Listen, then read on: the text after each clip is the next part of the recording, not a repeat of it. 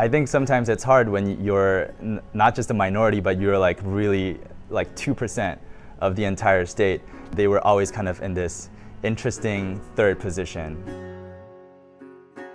Spoke to Emmanuel at his apartment in Brooklyn Heights and was like, I've always wanted to shoot southern landscapes. Like, what kind of theme can we kind of wrap this around? And so he was like, oh, why not Asians in the deep rural South?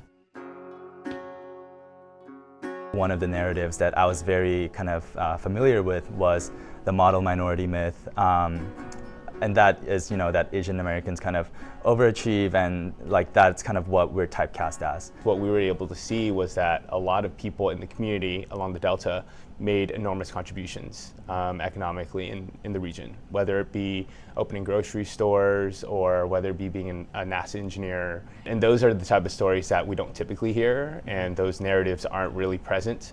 For Steve E. particularly, he went through this harrowing journey of first escaping from China to Hong Kong, and then through Hong Kong ending up in the Mississippi. And one of the stories that he told us was of just discrimination, just a lot of football guys picking on him and him going to the principal to complain about it, and the principal telling him to man up and basically stand up for himself.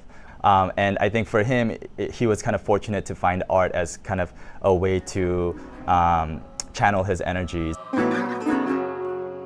I think in large urban cities, we're very used to seeing people on the street and like, oh, there's another Asian American person, cool, like you're not really fazed by it. But I think when you're in the South, especially along the Mississippi Delta and more of those rural pockets, whenever you see another Asian, you're like, wow, that's our families probably have some sort of tie and we're probably united on some type of front. Some of the families you spoke with are elderly or in their later years.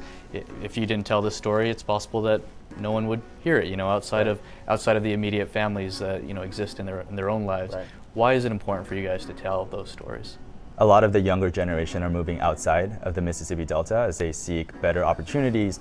There's just a handful of these older generations that are left, and once they pass on, it is possible that there might not be that many Chinese Americans left in that area. And I think it's so important to capture that before we lose it.